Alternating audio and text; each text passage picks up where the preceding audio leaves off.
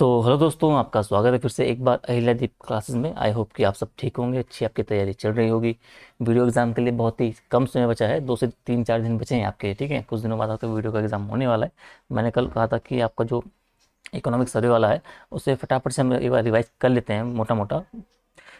अभी एक वीडियो मैंने दे दी है। इसका अगला पार्ट हम स्वास्थ्य के जो आपका सेगमेंट बचा आपका, उस पर आज हम देखने वाले हैं। ठीक है।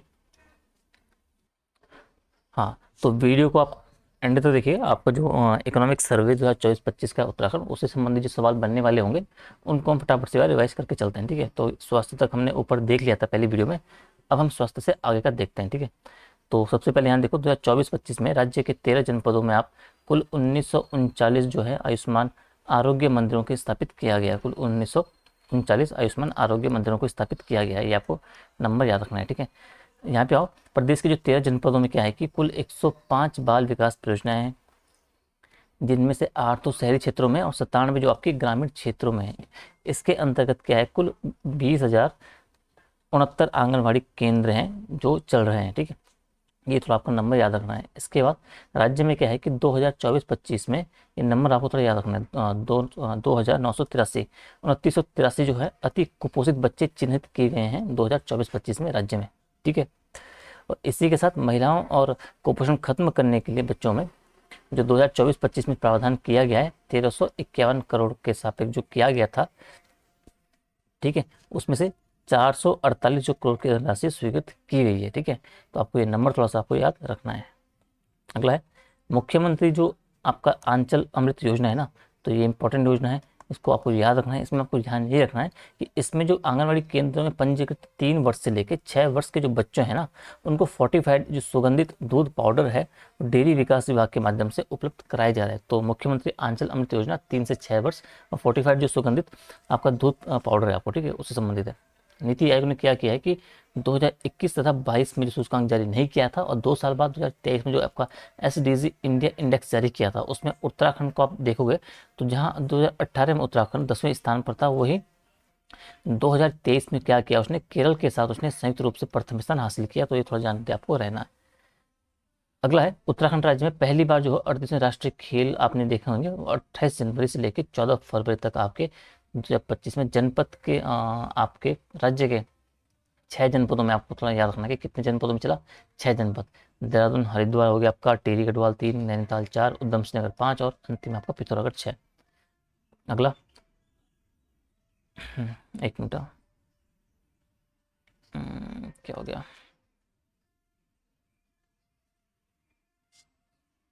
ठीक है, तो जो हमने ये बात किया कि जो आपके राष्ट्रीय खेल थे, ठीक है, ये हमने देख लिया। इसके बाद जो आपका अगला है वो देखते हैं। तो अभी जो है 8 से 14 वर्ष के, थोड़ा सा पेन का थोड़ा अभी से 8 से 14 वर्ष का जो राज्य के खिलाड़ियों को आपने देखा होगा, मुख्यमंत्री उदीयमान जो खिलाड़ी योजना है उसमें आपके 8 से 14 वर्ष तक के शामिल हैं। और जो मुख्यमंत्री खिलाड़ी प्रोत्साहन छात्रवृत्ति योजना है उसमें क्या है, उसमें जो 14 से लेकर 23 वर्ष के बच्चे शामिल हैं। तो 8 से 14 एक योजना में आपके उदीयमान में, और 14 से आपके 23 जो है आपके एक खिलाड़ी जो प्रोत्साहन छात्रवृत्ति योजना है मुख्यमंत्री वाली, उसमें उदीयमान में क्या है कि प्रत्येक जनपद से 150 बालक और 150 बालिकाएं शामिल की गई हैं। लोग 39 खिलाड़ी टोटल है और प्रति माह 1500 छात्रवृत्ति उन्हें दी जा रही है। उसी के जो कंपैरिजन में जो मुख्यमंत्री खिलाड़ी प्रोत्साहन छात्रवृत्ति है उसमें प्रत्येक जनपद से क्या क्या 100 बालक और 100 बालिकाएं, यानी कि 2600 के खिलाड़ी प्रतिमा, जिनको 2000 छात्रवृत्ति दिए जाने के साथ ही उन्हें 10,000 रुपये एक्स्ट्रा दिए जा रहे हैं। किस चीज़ के लिए, उनके जो उपकरण होंगे खेल विशेष, उनको खरीदने के लिए। तो ये थोड़ा याद रखना है। ठीक है, अगला देखते हैं अपनी सरकार पोर्टल। तो अपनी सरकार पोर्टल आपको पता है कि जो पूर्व में ई डिस्ट्रिक्ट परियोजना था उसके अंतर्गत 73 विभागों को 886 नागरिक सेवाओं को विकसित किया जाए। तो आपको ये विभाग आपको याद रखने, 73 विभाग है लगभग, और 886 जो नागरिक सेवाएं उनसे संबंधित हैं। ठीक है, अगर पूछा जाए कि सेक्टोरल जो CRT एम CRT UT के किससे संबंधित है, तो उत्तराखंड राज्य ने साइबर हमलों से निपटने के लिए इसका गठन किया गया। तो ये थोड़ा आपको जानते रहना है। अगला है डिजिटल इंडिया जो लैंड रिकॉर्ड मॉडर्नाइजेशन प्रोग्राम था, उसके योजना के अंतर्गत प्रदेश की जो है आपकी 128 तहसीलों और उप तहसीलों के मुकाबले कुल 70 तहसीलों को मॉडर्न रिकॉर्ड रूम के रूप में स्थापना का कार्य जो आपका पूरा है कर लिया गया है, पूर्ण रूप से किया गया है। ये आपको रखना ही है।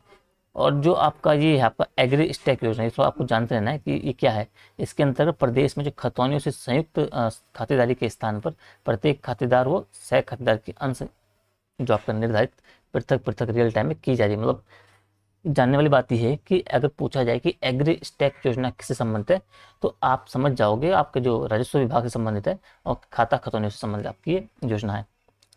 आगे आप देखना है आपने कि राष्ट्रीय आपदा जो प्रबंधन प्राधिकरण है, एनडीएम में, ठीक है, भारत सरकार, इसने क्या किया है, उत्तराखंड में जो है 13 संवेदनशील हिमनदी झीलों की पहचान की है, ठीक है, 13। ये आपको थोड़ा सा जानते रहना है, ठीक है।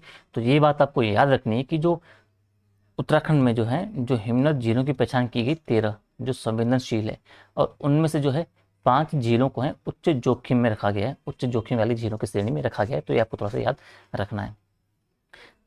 आपने जो भूदेव ऐप के बारे में तो पढ़ा ही होगा कि रुड़की ने जो विकसित किया था, तो उत्तराखंड राज्य में वो काम कब करेगा, अगर राज्य में क्या होता है कि 5 मैग्नीट्यूड से आपका ऊपर भूकंप आता है, तो 5 मैग्नीट्यूड से ऊपर जब भूकंप आएगा, उसके आने पर भूदेव ऐप और जो सायरन के माध्यम से आम जनमानस को पूर्व चेतावनी उपलब्ध कराई जाएगी। तो यानी पूछा जाएगा कि कितने मैग्नीट्यूड तक के भूकंप के बारे में जानकारी देगा वो, तो 5 मैग्नीट्यूड के ऊपर, ठीक है।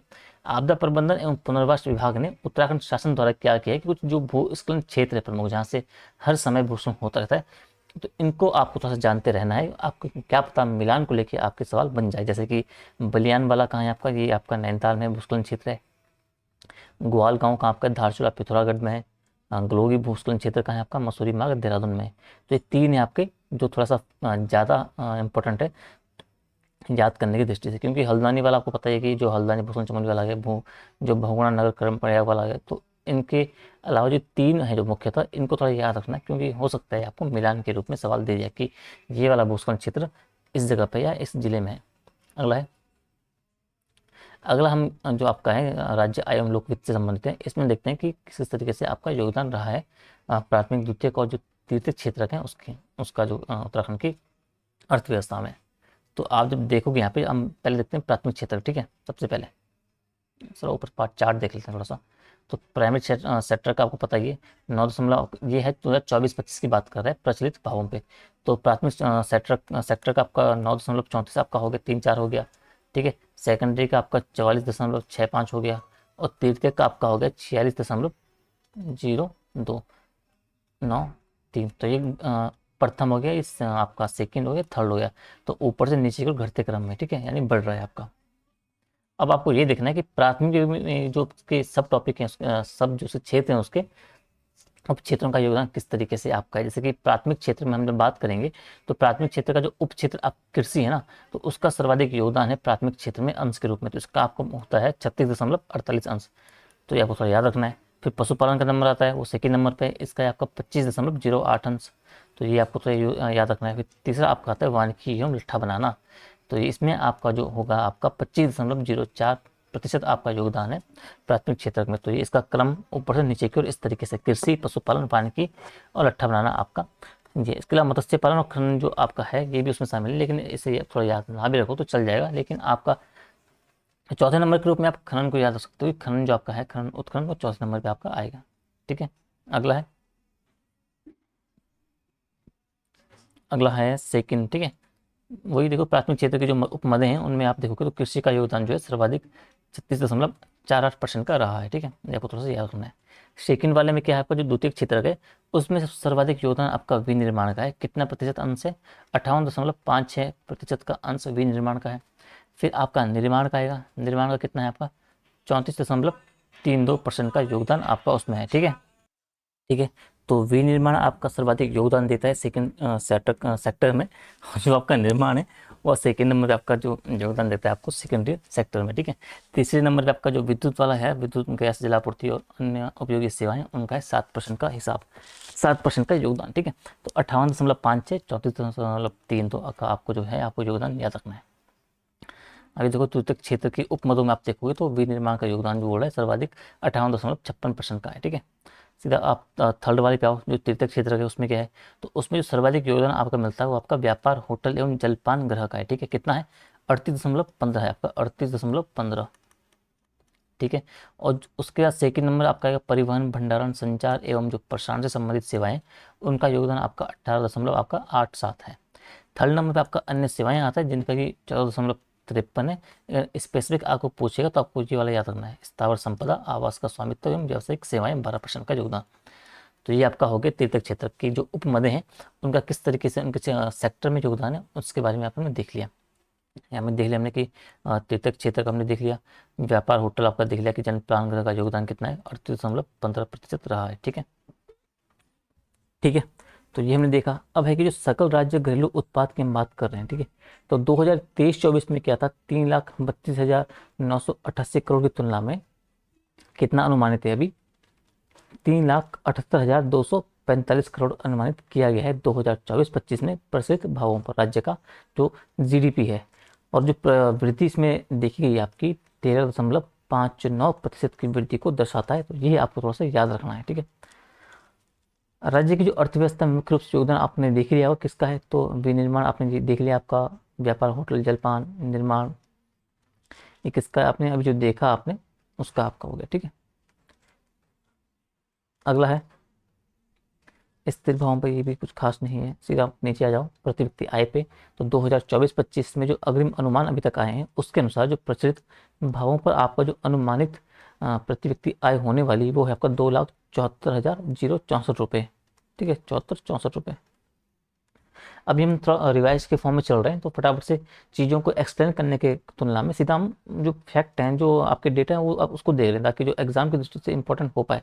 बाकी जो ये आपकी टर्मिनोलॉजी है, प्रचलित भाव हो गए आपके, जो बाकी चीज़ें हैं, इकोनॉमिक्स की सवाल क्लास हम शुरू करेंगे अभी जो मेंस के लिए अपर पीसीएस के लिए, तो उसमें आपको अच्छे से आपका कवर करवा दूंगा सारे सब्जेक्ट इकोनॉमिक्स के भी, अच्छे से आपके जो कॉन्सेप्ट होंगे वो क्लियर हो जाएंगे। ठीक है, अगला है थोड़ा ये देख लेते हैं कि 2024-25 में क्या है कि एक दो की तुलना में आपकी 15,000 जो 826 करोड़ से बढ़कर अर्थव्यवस्था उत्तराखंड के 3,78,245 करोड़ अनुमानित है। यानी कि 2001-2 में राज्य की अर्थव्यवस्था जीडीपी का आकार था आपका 15,826 करोड़। ठीक है, और वहीं प्रति व्यक्ति आय जो आपकी 2001-2 में 16,232 रुपये थी, वो बढ़कर 24-25 में कितना हो गई है आपका 2,74,064 रुपये आपका जो प्रति व्यक्ति आय पीसीआई आपकी हो गई 2024-25 में। ठीक है, अब अगला अगला तो जो जब राज्य का गठन हुआ था तो राज्य के गठन के साथ साथ जो दो अन्य राज्य आपके बने थे, झारखंड और छत्तीसगढ़, तो इन तीनों की तुलना को लेकर सवाल बन सकता है आपको, जहां उत्तराखंड का जो साइज आप देखोगे जीडीपी का 3,32,988 करोड़ था आपका, कब की बात करो 2023-24 के, तो वहीं आपका जो झारखंड था उसका 4,61,000 करोड़ की जीडीपी का आकार था, और जो छत्तीसगढ़ था उसका था आपका 5,58,000 करोड़। ठीक है, तो 58 नहीं 5,05,000 करोड़। ठीक है, अब आपको थोड़ा सा क्रम याद रखना है, घटते हुए क्रम में। ठीक है, सबसे ऊपर आपका छत्तीसगढ़ आ जाएगा, फिर आपका झारखंड आ जाएगा और फिर आपका उत्तराखंड आ जाएगा, किसमें, जीडीपी के साइज में। लेकिन जब बात पीसीआई की बात आएगी तो पीसीआई में क्या होगा कि ऊपर सबसे ऊपर आपका उत्तराखंड आ जाएगा, इसकी जो आपकी पर कैपिटा इनकम 246 आप देख रहे हो, फिर आपका छत्तीसगढ़ आएगा। ठीक है, फिर आपका झारखंड आ जाएगा। ठीक है, झारखंड में कितना आप देखोगे 1,05,274 रुपये। तो ये क्रम भी आपको थोड़ा सा याद रखना है पर पीसीआई के अनुसार। ठीक है, अगला थोड़ा सा देखते हैं फटाफट से। तो 2024-25 के बजट अनुमानों के अनुसार क्या है, जो कुल राजस्व प्राप्तियां हैं वो आपकी है 60,552.90 करोड़ आपकी क्या है कुल राजस्व प्राप्तियां हैं। ठीक है, तो ये आपको थोड़ा सा याद रखना है। ठीक है, अगला है आपका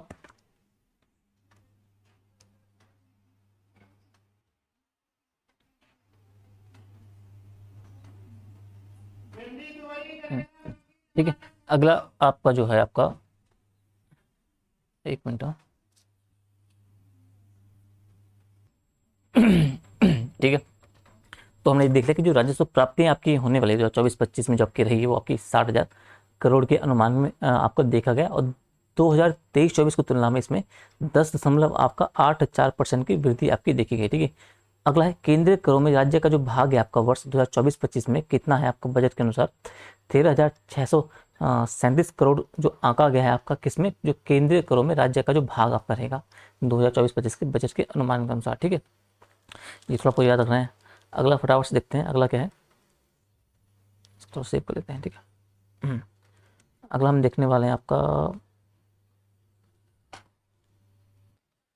ठीक है, यहाँ यहाँ तक आपने देख लिया। अब इससे आगे कुछ और देख लेते हैं कि ये बोल रहा है कि जो राजस्व प्राप्तियों में जो करों से जो कुल प्राप्त आय हो रही है ना, तो 2024-25 के अनुसार 36,146.47 करोड़ जो है आपका किससे प्राप्त हुआ है, आपका करों से प्राप्त हुआ है। जो कुल जो टोटल 60,000 प्राप्तियां थी उसमें से आपका जो है 36,146 जो आपका है कुल प्राप्त आय आपके करों से हो रही है। और लास्ट ईयर की तुलना में ये इसमें 13.06 आपको याद रखना है, 13.06 की वृद्धि अनुमानित है। ठीक है, ये हो गया आपको।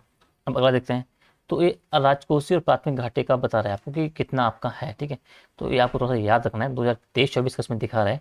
तो आपका जो ये लाल वाली है आपकी प्राथमिक घाटा 0.4 पे है आपका, और जो राजकोषीय घाटा आपका है वो आपका 2.15 का आपका है। ठीक है, तो ये आपको थोड़ा सा नंबर याद रखना है। अगला सवाल सीधे सा नीचे आओ आपका, जो थोड़ा सा और इम्पोर्टेंट है। तो सीधे यहाँ पे आओ, यहाँ पे। ठीक है, तो 2024-25 में आपको याद रखना है कि जो व्यय हुई है धनराशि, ठीक है, तो सरकार द्वारा सबसे अधिक जो धनराशि कर्मचारियों के पारिश्रमिक और जो पूंजी हस्तांतरण में क्या आपकी व्यय हो रही है। तो ये आपको पता होना चाहिए कि जो राज्य का जो सरकार का जो आपकी जो अधिक धनराशि जो आपकी व्यय हो रही है किस में हो रही है, आपकी कर्मचारियों के पारिश्रमिक और जो पूंजी हस्तांतरण में व्यय हो रही है। ठीक है, इसके फटाफट से अगला देख लेते हैं आगे कुछ इंपॉर्टेंट क्या है इसमें। आगे आगे आगे तो आगे आपका है राज्य कर टैक्सेशन से कुछ इंपॉर्टेंट चीज़ है। तो राज्य में आप देखोगे तो जो सफल जो आपकी सकल प्राप्तियां हैं उसमें जो माल एवं सेवा का जो जीएसटी है और जो वैट है आपका, जीएसटी और वैट जो है इनका योगदान लगभग 50% होने के कारण जो राज्य की आय का प्रमुख एवं महत्वपूर्ण स्रोत ये है। तो अगर पूछा जाए कि राज्य की आय का प्रमुख और महत्वपूर्ण स्रोत कौन सा है, तो आपको देखना है जीएसटी और वैट आपका है। ठीक है, कर संग्रह 9 नवंबर 2000 को राज्य के अस्तित्व में जब आया था उस टाइम पे 2000 से लेके 2001 का जो आपका वर्ष था फाइनेंशियल ईयर में, उस समय जो संग्रह कर संग्रह था आपका 233 करोड़ का था, जो कि अभी 2023-24 तक कितना 48 गुना बढ़ गया है और कितना हो गया आपका 11,288 करोड़ का हो गया है। ये आपको थोड़ा सा याद रखना है। अगला देख लेते हैं थोड़ा सा। तो जो जीएसटी की परिधि से बाहर रखी गई ना वस्तुएं, पेट्रोल हो गया, डीजल हो गया, एटीएफ हो गया, नेचुरल गैस हो गया और शराब हो गया, तो इन पे दिसंबर 2023 तक जो है कुल 1836 करोड़ रुपए का राजस्व जो है आपका अर्जित किया गया। ये आपको जानते रहना है। ठीक है, और इन पांचों में से भी जो आपका पेट्रोल वाला, ये वाला आपका जो पेट्रोल वाली वस्तु है, पेट्रोल में सर्वाधिक जीएसटी आपका मतलब जो टैक्स है आपका जो निकला है, राजस्व आपको प्राप्ति हुई है पेट्रोल से। शराब में भी आप जो आपकी विदेशी शराब है, शराब में भी विदेशी शराब से सर्वाधिक ज़्यादा राजस्व जो है आपका प्राप्त हुआ है। ये आपको थोड़ा सा जानते रहना है। ठीक है, अगला है। अगला अगला अगला आपका ये है कि 1 जुलाई 2017 से लेके 31 दिसंबर 2024 तक की अवधि में कुल जो है 2,06,315 नए व्यापारी जो आपके पंजीकृत हो गए हैं। और वर्तमान तक आपको ध्यान रखने वाली बात यह है कि राज्य में कुल जो पंजीकृत व्यापारियों की संख्या है आपकी, वो आपकी 2,63,959 हो गई है। तो 2,63,959 जो पंजीकृत व्यापारी राज्य में उनकी संख्या हो गई, ये आपको थोड़ा सा जानते रहना है। ठीक है, अगला है। तो 2024-25 में जो दिसंबर माह 2024 तक क्या हुआ है कि जो राज्य का जो कर विभाग है उसने जो है सेंट्रल जीएसटी हो गया आपका, इंटीग्रेटेड जीएसटी हो गया आपका, जो स्टेट जीएसटी हो गया और सेस, इन चारों के माध्यम से जो है लगभग 15,617.74 करोड़ रुपए का संग्रहण जो आपका किया है। तो ये आपको थोड़ा सा याद रखना है। और जो लास्ट ईयर की तुलना में आपका 0.9% आपका अधिक है। तो ये तो आपको जानते रहना है। ठीक है, तो सेंट्रल जीएसटी हो गया, इंटीग्रेटेड हो गया आपका, स्टेट हो गया आपका, सेस से संबंधित आपका जो 24-25 में दिसंबर 2024 तक आपका जो है आपका जो कर विभाग है उसने 15,617 करोड़ रुपए का आपका जो राजस्व है उसका संग्रह कर लिया है। ये आपको थोड़ा सा जानते रहना है। ठीक है, थोड़ा और देख लेते हैं, थोड़ा सा 2-3 इंपॉर्टेंट चीज़ें।